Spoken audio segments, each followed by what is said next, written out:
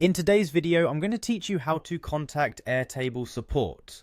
Navigating through tech platforms can sometimes be tricky, so having a clear way to reach out for help is essential.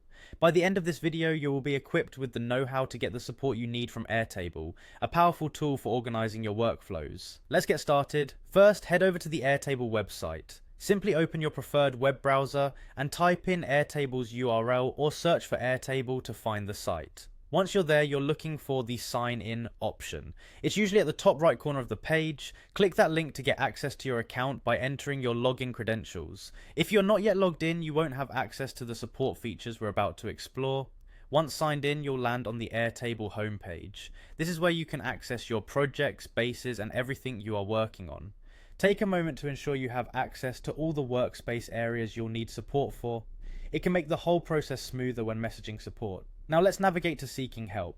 On the homepage, look for the help option. It's designed to catch your eye, typically located in the main menu or slightly towards the sidebar depending on how your screen is set up. Click on help to open up a menu with various support topics, but what we need specifically is direct contact for support. In the help menu, you'll see the option labeled message support. This is your gateway to getting in touch with Airtable's support team directly. Clicking on it will open up a new window or sidebar, allowing you to type in your specific question or describe the issue you're facing. When you message support, be as detailed as possible about the issue. Clearly state what you were doing when the problem occurred, the area of the software it relates to, and any error messages or unexpected behavior you noticed. The more information you provide, the better equipped the support team will be to help you efficiently.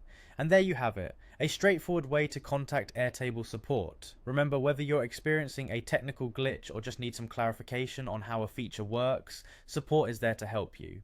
It's always advantageous to know how to properly reach out, ensuring your workflow remains as smooth as possible.